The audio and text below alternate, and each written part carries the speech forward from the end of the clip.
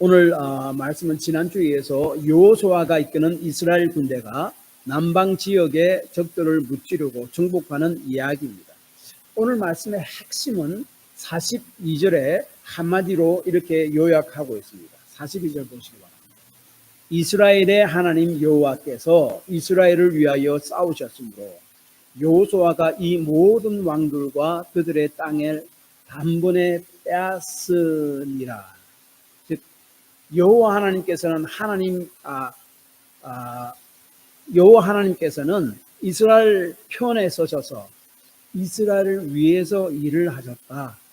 그래서 그 남방에 있는 모든 왕들을 단번에 다 물리칠 수 있었다라고 이야기합니다. 그렇다면은 이스라엘 백성은 그들이 섬기는 하나님을 위해서 무엇을 했는가 하는 것을 보여주는 것이 오늘 본문 말씀입니다. 하나님께서는 이스라엘 백성을 위해서 일하셨고, 그렇다면 이스라엘 백성은 하나님을 위해서 뭘 했는가 하는 것이 오늘 말씀의 핵심입니다. 먼저 이스라엘 백성이 하나님을 위해서 무엇을 했는가 사실 살펴보면 자격이 없는 자신들에게 가나안 땅을 주겠다는 약속을 끝까지 지키신 하나님의 신실하심과 은혜를 기억했습니다. 그리고 자신들을 하나님의 백성 삼으셔서 애굽의 종된 데서부터 구원해 주신 하나님의 은혜와 사랑을 되새겼다라고 이야기하는데, 이것이 이스라엘 백성이 전쟁을 마치고 난 후에 돌아간 곳 길갈을 통해서 우리에게 말씀하고 있습니다. 지난주 이스라엘 군대는 기브온을 공격한 남방 5 왕들 연합 군대를 쫓아가서 이제 막 쳤습니다. 남쪽으로 도망하는 그들을 종일토록 추적하여서 그들을 다 쳤다고 말씀드렸습니다. 14절에는 이는 여호와께서 사람의 목소리를 들으셨고, 즉 여호수아가 하나님께 기도했잖아요. 들으셨고, 그래서 여호와께서 이스라엘을 위하여 싸웠기 때문이다 라고 이야기합니다. 그리고 15절에 보니까 여호수아가 온 이스라엘과 더불어 길갈 진영으로 돌아왔더라. 지난주에 기브온으로 가서 그 다음에 거기서 연합 5 왕들의 연합군들을 무찌르고 치고 베도론까지 올라가서 그 다음에 아얄론 골짜기 내려가서 아얄론까지 내려오고 그때까지 계속 쳤습니다. 그렇게 하나님께서 싸우셨다, 사람의 기도를 들으셨다라고 이야기합니다. 그래서 여호와께서는 이스라엘 위하여 싸우셨고, 그리고 여호수아가 그 싸움을 마친 후에 온 이스라엘과 더불어 길갈 진영으로 돌아왔다라고 이야기하는데, 이것은 그리고 43절에 보면은 또 남방 지역을 다 치고 나서 또 길갈 지역으로 돌아왔다라고 이야기하는데, 기본에서 5 연합 왕들을 쳐서 남쪽으로 쭉 내려가다가 막게대까지 가서 그들을 다 쳐부수고 다시 길갈로 돌아와서 다시 남쪽으로 갔다, 그 말이 아닙니다. 이 말이 뭔가 하면은 계속 쳤고, 그 다음에 16절 오늘 말씀부터 어떻게 쳤는가 그것을 구체적으로 설명하는 것이 오늘 본문 말씀 16절부터 43절까지 말씀입니다. 아시겠습니까? 전체적으로 한번 다 쳤다, 그리고 길갈로 돌아왔다라고 이야기하고 나서 그러면 어떻게 구체적으로 그 대적들을 쳤는가를 갖다가 좀 자세히 줌인해서 이제 보여주는 것이 오늘 본문 말씀입니다. 그리고 항상 이스라엘 백성은 전쟁을 하고 꼭 길갈로 돌아옵니다. 그리고 여리고성과 아이성을 치고 나서 길갈로 다시 돌아왔어요. 그때 기브온 사람들이 이스라엘 진영에 와서 조약을 맺자고 했잖아요. 그리고 또한 이 5 남방 왕들과 그 주위 성들을 다 쳐부수고 점령하고 나서 이스라엘 백성들은 여호수아와 함께 다시 길갈로 돌아옵니다. 그리고 나서 거기서 전열을 재정비하고 다음 전쟁을 준비를 합니다. 길갈은 요단강을 건너서 제일 처음 밟은 땅, 그래서 거기서 제일 처음 이스라엘 진영을 친 장소입니다. 다시 말하면 길갈은 이스라엘에게 있어서 정복 가나안 정복 전쟁을 위한 하나의 베이스 캠프였습니다. 그러면 왜 이스라엘 백성들은 한 전쟁을 끝나고 다시 길갈로 돌아오고 또 한 전쟁이 끝나고 다시 길갈로 돌아와서 진영을 재정비하고 다시 진영으로 나갔을까 하는 것을 오늘 우리가 생각해 보고자 합니다. 길갈은 요단강을 기적적으로 건넌 후 하나님께서 약속하신 가나안 땅에 들어온 후 첫 번째 진을 친 곳입니다. 드디어 약속의 땅에 들어와서 첫 번째 진을 쳤습니다. 그리고 요단강을 어떻게 건넜습니까? 넘실넘실 거리는 요단강이 기적적으로 마른 땅같이 건넜잖아요. 그리고 그 기념으로 그것을 기억하게 하기 위해서 요단강 중앙 그 강물에서 돌들 12를 가져다가 그 다음에 그것을 쌓고 기념비를 세운 곳이 바로 길갈이에요.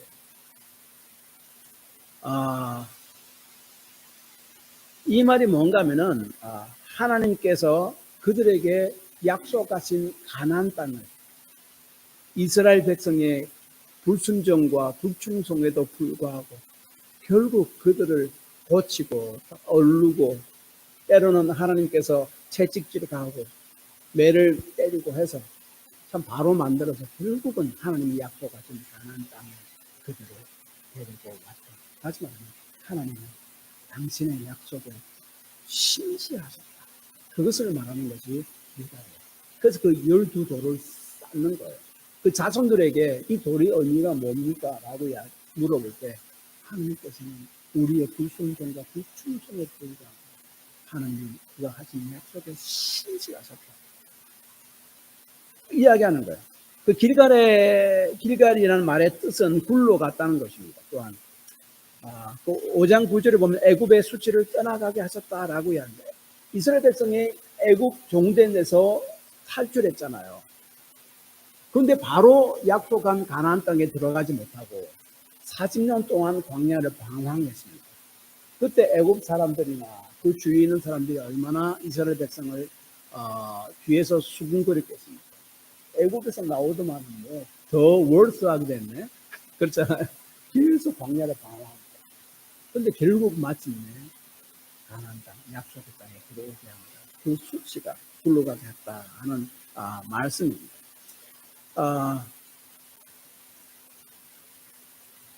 그래서 이제 길갈이라는 그 말의 처음 뜻은 그래서 이스라엘 백성이 전쟁을 마치고 길갈로 다시 돌아온 이유는 하나님은 하신 약속의 말씀에 충실하신 분입니다 하는 것 같이 기억하고 있습니다. 그 다음에 한 가지는 그 길갈에서 할례를 행했고 또한 유월절을 지켰다라고 이야기합니다. 할례는 하나님의 백성됨의 표시입니다. 그 살점을 베어냄으로 죽음을 상징합니다. 죽었다는 거예요. 실제로 죽지를 못하니까 죽었다는 거예요. 죽었으면 뭡니까? 그 사람은 이제는 나는 죽었으므로 지금부터의 삶은 내 힘으로 사는 것이 아니라 하나님에 대한 믿음으로 산다는 것을 표시하는 예식이었습니다. 그 할례를 대체하는 오늘날 예식이 뭡니까? 신약시대 오늘날 세례입니다. 혹은 침례입니다. 그것도 내가 죽었음을 상징합니다. 그 침례를 받을 때 물속에 들어감으로 내가 예수와 함께 죽었고 로마서 6장 그리고 거기서 올라옴으로 내가 예수님과 함께 다시 살아났다 하는 것을 몸으로 내가 표현하는 거예요. 마음으로 믿고. 그래서 예수 믿는 사람은 나는 이전 예수를 믿지 않고 우상을 섬기고 미신을 섬기고 내 자신을 섬기던 그런 삶을 나는 죽었습니다. 난 예수님과 함께 새로운 사람으로 다시 태어났습니다. 그러므로 이제부터 나의 삶은 예수님을 쫓아 살아야 됩니다. 살 것입니다. 나 그렇게 하기로 결심합니다. 라고 하는 것이 할례고 그것이 바로 세례요 침례입니다. 그리고 유월절은요. 유월절도 또한 길갈에서 지켰습니다. 유월절은 출애굽할 때에 모든 애굽에 있는 장자들은 하나님이 다 죽였습니다. 왜냐하면 하나님 이스라엘 백성을 애굽 왕이 보내주지 않기 때문에. 그러자 비로소 애굽 왕은 이스라엘 백성을 그냥 내보내줍니다. 그때 애굽에 있는 모든 장자들은 다 죽었지만은 어린 양의 피를 문 임방과 문설주에 바른 이스라엘 백성의 집에는 죽음의 사자가 건너가서 무사할 수 있었다. 그리고 애굽 종살이 하던 데부터 해방될 수 있었고 구원받을 수 있었다라고 이야기합니다. 이것을 즉 하나님의 은혜로 구원받았음을 기억하는 예식이 바로 유월절 예식입니다. 오늘날 이 유월절 예식은 뭐로 대표되어 있습니까? 성찬식이다. 성찬식. 성찬식을 행하면서 내가 하나님의 은혜와 사랑으로 내가 구원받았음을 기억하고 또 감사하는 예식입니다. 그러므로 길갈이라는 것은 이스라엘 백성에게 있어서 자격이 없고 제멋대로인 자신들을 그래도 하나님께서 자신들을 이렇게 붙들고 하나님이 약속하신 가나안까지 이끌어 주신 자격 없는 자신들에게 약속을까지 지키신 하나님의 신실하심을 기억하는 장소이고 또한 자신들을 하나님의 백성을 삼으셔서 애굽 종된 데서부터 구원하신 하나님의 은혜와 사랑을 기억하는 장소가 바로 길갈이었습니다. 자격이 있는 나에게 베푸신 하나님의 은혜와 사랑을 기억하고 그것을 생각하며 감사하며 이것을 생각할 때 힘과 용기를 얻고 그래서 다시 싸움터로 나가게 합니다. 그곳이 바로 길갈이에요. 그래서 이스라엘 백성은 전쟁을 마치고 나서 항상 다시 길갈로 돌아옵니다. 그래서 자신을 한번 하나님의 은혜와 하나님의 신실하심을 되돌아보고 그래서 자신을 재충전하고 다시 전쟁터에 나아갑니다. 길갈을 오늘날로 비유하자면 마치 하나님께서 원래 디자인하신 하나님이 원래 의도하신 교회와 같은 것입니다. 물론 오늘날 여러 가지 교회는 문제가 많지만은 그래도 원래 하나님이 의도하신 교회고 하나님이 생각하신 교회는 이렇습니다. 그 교회가 바로 길갈과 같다라고 우리가 생각할 수 있습니다. 오래전 제가 신학교 다닐 때 그 채플 시간에 미국 육군 사관학교 그 웨스트 포인트 그 교목 목사님이 오셔서 설교를 했는데 그 목사님이 설교한 말이 생각납니다. 이 군인들은 전쟁에 나가서 피 흘리기까지 싸움을 하다가 어떨 때는 부상을 당하고 그 다음에 너무너무 지쳐서 다시 이제 본대로 복귀합니다. 본대로 복귀해서 그 본대에서 상처도 치료받고 지친 몸도 좀 재충전을 받고 몸을 추스려서 다시 원기를 회복하고 그 다음에 다시 전쟁터로 내보낸다. 그래서 이 육군사관학교의 교회가 바로 그러한 역할을 감당하는 곳이다 라고 이야기했습니다. 몸과 마음과 영혼의 상처를 치료하고 지친 마음과 영혼을 회복시켜서 다시 전쟁터로 내보내는 곳과 같은 거예요. 교회가 바로 그런 곳입니다. 우리가 사는 이 세상은 마치 전쟁터와 같잖아요. 사단의 공격이 있습니다. 사단이 쏘는 불화살이 있습니다. 날아줍니다. 여러 가지 어려움들 헤쳐나가야 하는 길들이 우리 앞에 떡하고 장애물로 서 있습니다. 이런 사단의 공격들이 있습니다. 그래서 이 사단은 우리에게 믿음으로 기도로 그 장애물들을 어려움을 이겨나가지 못하게 하고 오히려 낙심케 만들고 절망케 만들고 걱정과 근심 속에 빠뜨리게 만들어서 믿음을 잃어버리게 만듭니다. 사단이 그렇게 우리를 부추깁니다. 그런 삶을 우리의 삶을 살아갑니다. 교회 밖에 나가면 우리의 일상의 삶에서 그렇게 살아갑니다. 그때 길갈 교회로 와서 지친 몸과 마음과 영혼을 찬송과 기도와 말씀, 예배로 취하는 것 같고 영적 재충전을 얻어서 다시 전쟁터와 같은 세상으로 내보내는 곳 교회. 그래서 우리 그리스도인이 세상이라는 영적 전쟁터로 다시 나아가서 싸우기 위해 영적 재충전을 위해 필요한 것이 교회예요. 그래서 우리 성도들도 교회 예배에 이렇게 참석할 때에 이러한 기대를 가지고 예배에 참석해야 합니다. 오늘 하나님 제가 이 지친 영혼, 상처받은 영혼 가지고 주님 앞에 나옵니다. 주님 이 예배를 통해서 말씀을 통해서 찬송과 기도를 통해서 치료해 주셔야 돼요. 그래서 우리가 찬송을 부를 때도 가사에 집중하면서 가서의 의미를 생각하면서 우리가 찬송을 불러야 해요. 기도할 때도 우리가 진심으로 기도해야 되고, 그리고 하나님의 말씀을 들을 때도 온 마음과 영혼을 다 집중해서 주의 말씀을 들어야 합니다. 그리고 또한 목사도 이러한 것을 생각하고 기도하고 최선을 다해서 예배와 말씀을 준비해야 된다고 저는 생각합니다. 다시 말하면 길갈은 오늘날 우리에게 있어서 세상 삶을 살 때 상처받고 지친 몸과 영혼을 가지고 온 그들에게 영적인 치료와 영양 공급을 하는 곳이에요. 영적 재충전을 위해 필요한 영적 쉼터와 같은 곳입니다. 영적 영양을 공급하는 곳이고, 그리고 다시 세상의 전쟁터로 영적 전쟁터로 내보내기 위한 하나의 삶의 충전, 영적 충전의 장소입니다. 그래서 이스라엘 백성은 전쟁을 하고 나서 길갈로 돌아옵니다. 자신들의 지친 몸과 영혼을 영적으로 다시 재충전하고 다음 전쟁터로 나아갔던 것입니다. 우리에게서도 교회도 바로 그런 곳이 되어야 합니다. 영적인 길갈이 되어야 됩니다.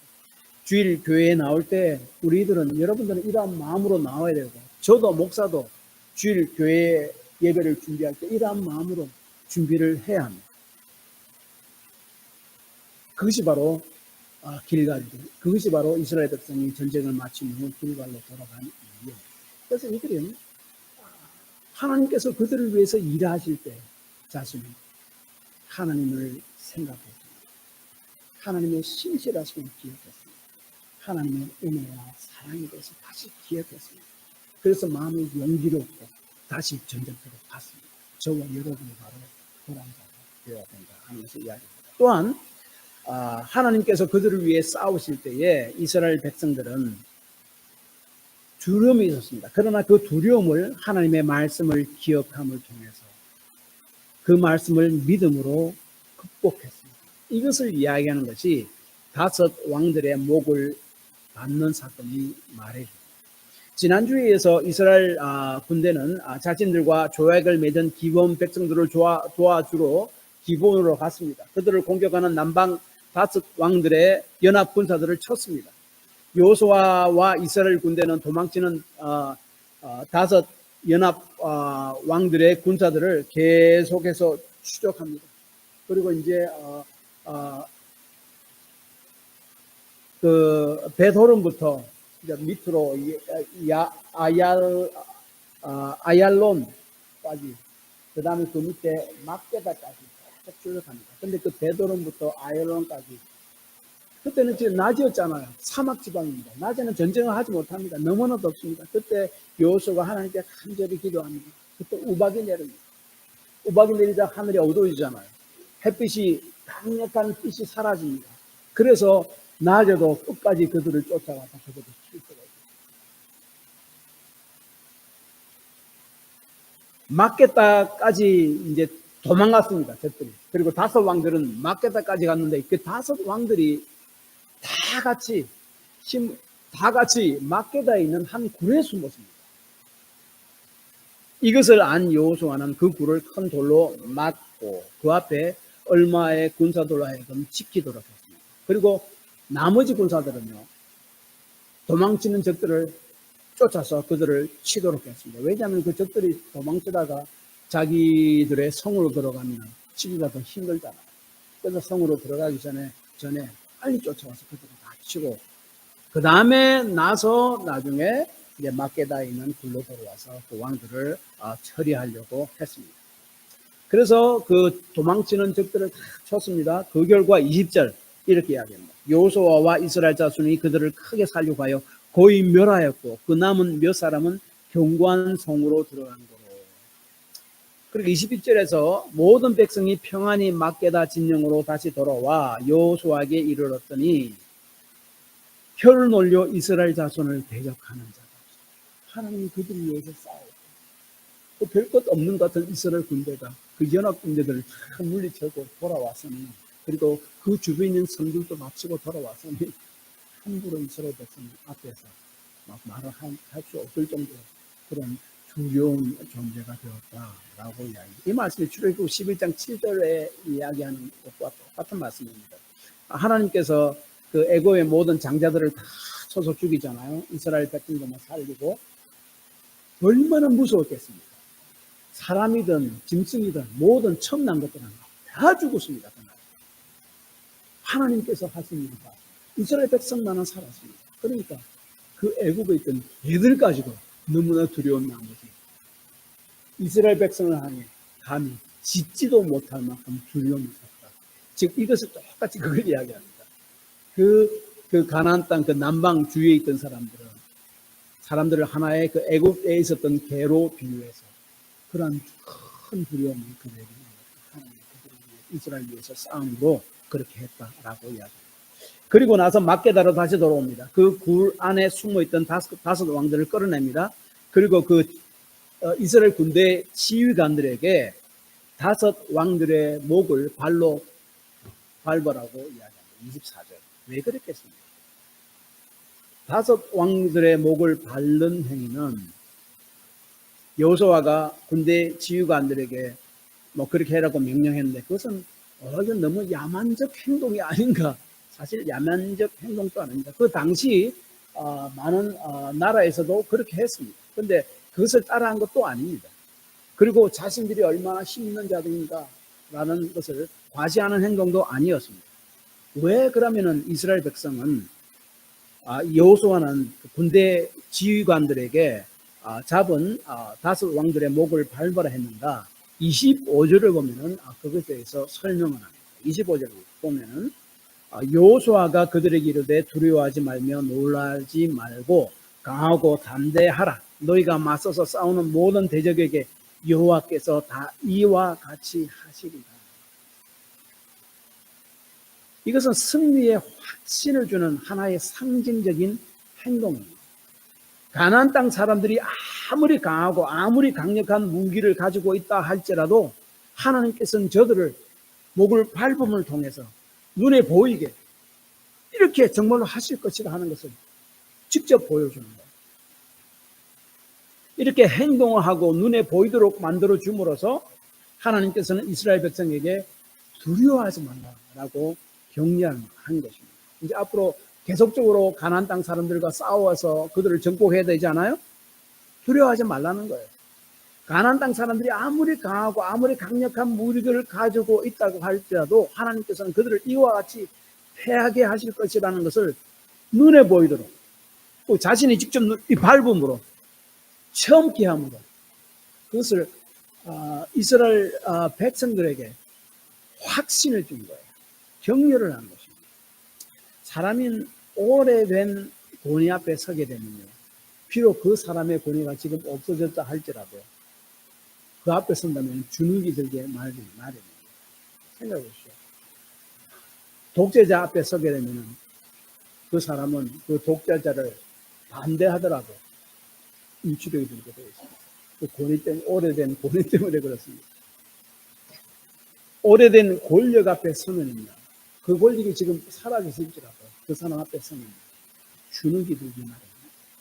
가나안 땅은 문화적으로 상당히 앞서 있는 곳이고 그곳 갓 지역에 있는 왕들은 강한 군대와 강력한 무기들을 가지고 있었습니다. 그들에게는 가나안 땅 밖에 있는 백성들이 넘볼 수 없는 놀라운 문화와 강력한 군대를 가지고 있었고 무기를 가지고 있었고 이를 볼 때 이스라엘 백성들은 주눅이 들었을 것입니다.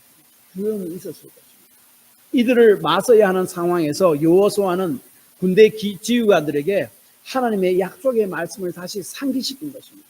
그것을 눈으로 보게 하고 그래서 행동으로 옮기게 함으로 확신을 주기 원했습니다. 그들이 가진 것은 아무것도 아니라는 것을 체험 교육을 시켜서 확신시켜주고 싶었고 그러한 믿음을 가지고 앞으로 가나안 땅을 정복하면 된다라고 이야기한 거예요. 말로만 하는 교육보다 실천과 교육이 더욱더 효과적입니다. 실천과 교육보다는 체험 교육이 더 효과적입니다. 한 2주 전에 우리 그 큰아들 그 교회 사람들이 좀 이렇게 저희 집에 왔습니다. 와가지고 이제 애들도 있었는데 애들이 저희 집이 이제 닭이 있으니까 우리 이 닭의 알을 낳고 그 알을 가져다가 그것으로 우리 결혼해 먹는다라고 이야기했답니다. 말로 하면 뭐합니까? 그래서 실제로 체험시켜줬습니다. 애를 데리고 그 다음에 닭장 문을 열고 보니까 마침 계란이 하나 있었습니다. 실제로 꺼내게 만들었습니다. 애가 엄청나게 엑사이팅 했다고 그럽니다. 닭이 알을 낳고 그 알을 꺼내서 먹는다는 것을 또 체험적으로 한 교육입니다. 오늘 우리가 정기적으로 행하는 성찬식도 하나의 체험 교육입니다. 그래서 신학자들은 성찬식을 우리 몸으로 체험하는 하나님의 말씀이라고 이야기합니다. 우리가 직접 행동으로 예수님의 몸을 상징하는 빵을 먹고 피를 상징하는 포도즙을 마심으로 예수님께서 우리 죄를 용서하기 위해 몸이 찢기고 피를 흘려서 십자가에 죽으신 예수님을 기억하는 일입니다. 또한 떡을 먹고 그 잔을 마심으로 예수를 믿는 나는 예수님과 하나가 되었습니다. 체험합니다. 그런 상징적 행동입니다. 그래서 종교개혁자 켈빈은 성찬식을 믿음으로 행할 때 주님께서 영적으로 우리 가운데 임재하신다라고 이야기하고 있고, 또한 신학자들은 성찬식을 바르게 행할 때 그 성찬식은 우리의 믿음을 격려하고 우리의 믿음을 더 강하게 만들어준다라고 이야기합니다. 체험적 그 행동을 통해서. 그러므로 5 왕들의 목을 받는 행위를 통해서 하나님께서는 가나안 땅을 반드시 주시겠고 그들을 다 물리치게 하시겠다는 약속 잊지 않고 기억하게 하고 믿게 하려는데 그 목적이 있습니다. 이를 통해 이스라엘 백성의 믿음을 격려하고 강화시키기 위함이었습니다. 우리에게 주신 이 예식들은 또한 행동으로 체험하는 하나님의 말씀입니다. 그러므로 우리 이 성찬식이나 이런 예식을 통해서 우리의 믿음을 격려하고 하나님께서는 우리의 믿음을 강화시키는 역할을 하기를 원하신다는 것을 우리가 기억하고, 그래서 이런 성찬식이라는 예식도 우리가 바른 마음으로 정말 진지하게 참석하면 참여하는 것이 바로 우리에게 격려가 되고 힘이 되고 믿음을 강화시키게 되는 그런 일들이 있습니다. 적들의 왕의 목을 발로 밟는 행위를 통해서 하나님께서 말씀하려는 것은 이스라엘은 두려움을 하나님의 말씀을 기억함으로, 그리고 또한 그 말씀을 믿음으로 극복했다. 너희들도 그렇게 하라 하는 것을 말씀하려는 것입니다.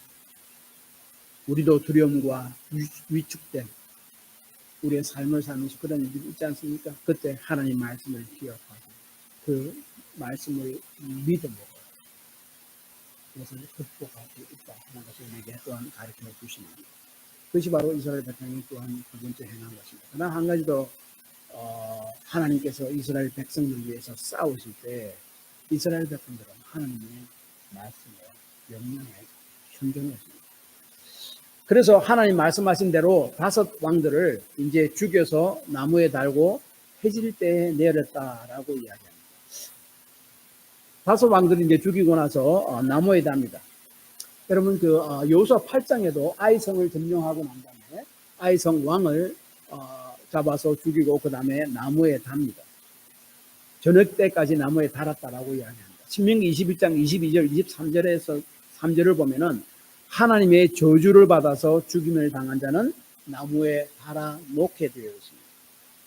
아이성의 그 왕도 마찬가지고 지금 이 남방 5 왕들도 마찬가지로 이들을 나무에 죽이고 나서 나무에 달았다는 말은 사람들에게 무슨 두려움을 주기 위해서 그것이 아닙니다.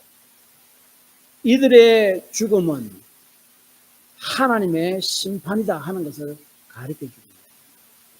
그냥 사람이 심판이 아니라 준엄한 하나님의 심판, 그들의 가득한 죄에 대한 준엄한 하나님의 심판임을 보여준 것입니다. 그래서 신약 성경 갈라디아서 3장 13절도 예수님께서도 나무에 달려 죽음을 당했다라고 이야기했죠. 그래서 우리를 위하여 저주를 받은 바 되사 율법의 저주에서 우리를 속량하셨으니 기록된 바 나무에 달린 자마다 저주 아래 있는 자라 하였습니다. 하나님의 저주.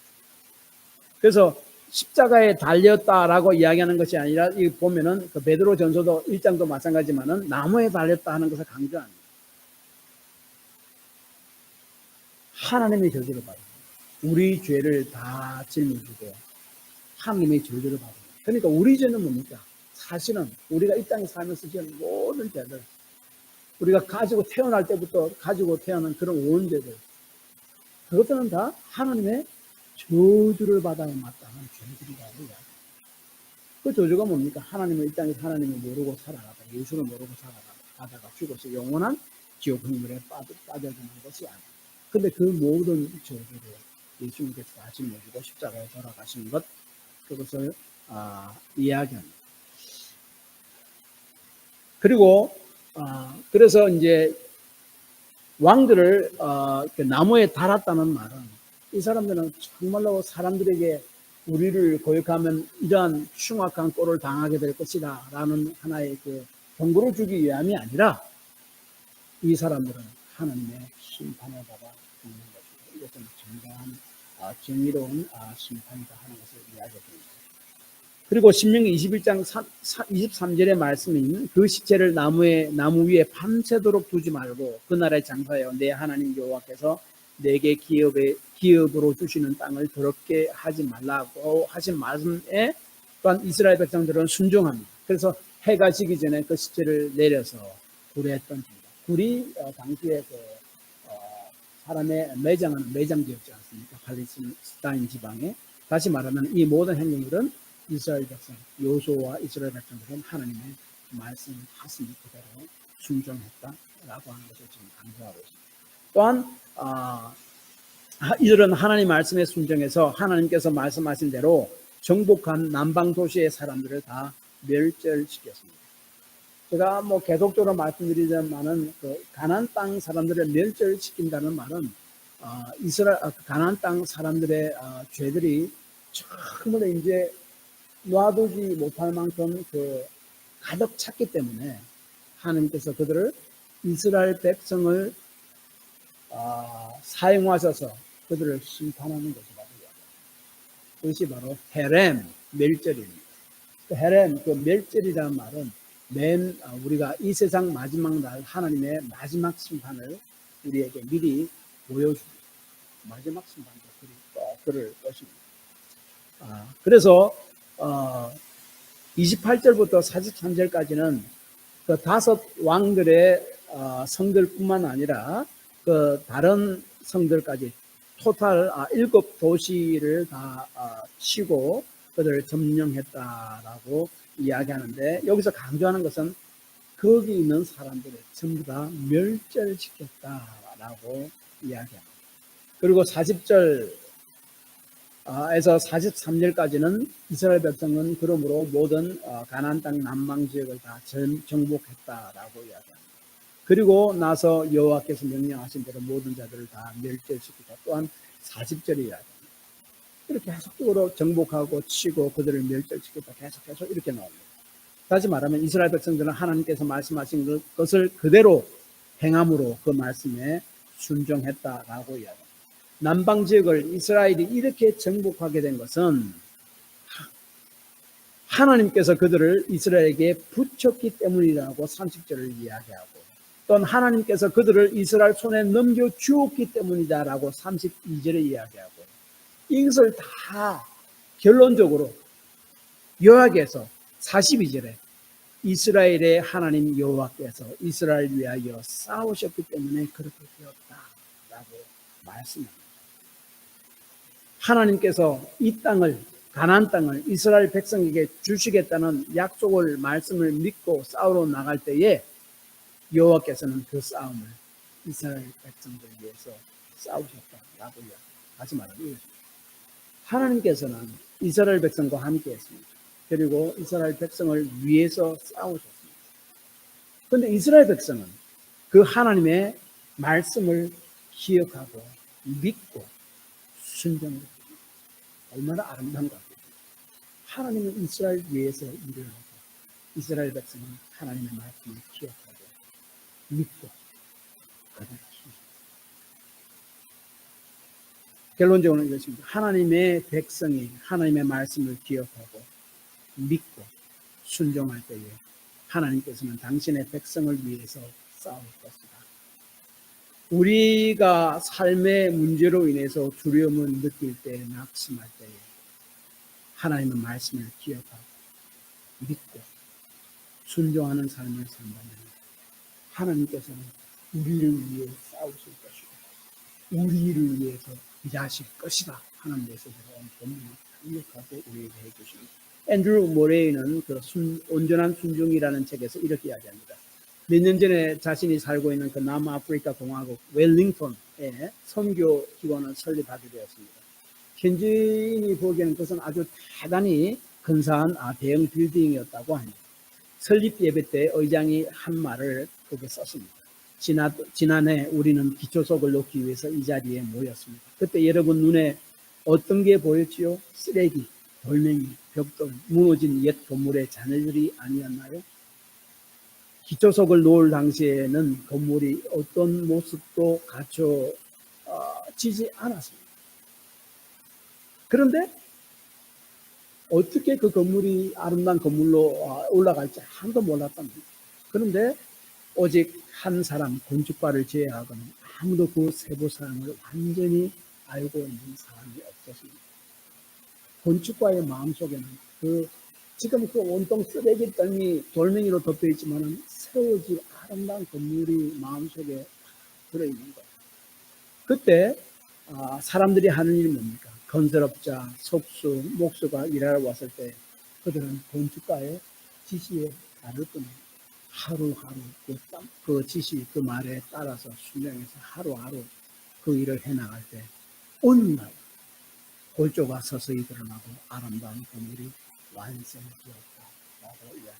이와 같이 우리의 삶에도 두려움이 있고 우리 삶의 앞길도 노출할 수 없을 그런 경우도 참 많이 있습니다. 그러나 주님의 약속의 말씀을 기억하고 믿음으로 받아들이고 하루하루 순종하며 살아간다면 하나님께서는 우리를 위해 일하셔서 우리의 삶을 아름답게 완성해 주실 것이다 하는 것입니다. 여호수아와 이스라엘 백성들이 주의 은혜를 기억하고 그 말씀을 붙들고 순종하며 나아갔을 때 하나님께서 우리 위해 싸워 주셨을 것이 하나님께서 우리가 주의 말씀을 기억하고 믿고 순종하며 나아갈 때 하나님께서 우리의 싸움을 우리를 위해 싸워 주실 것이다.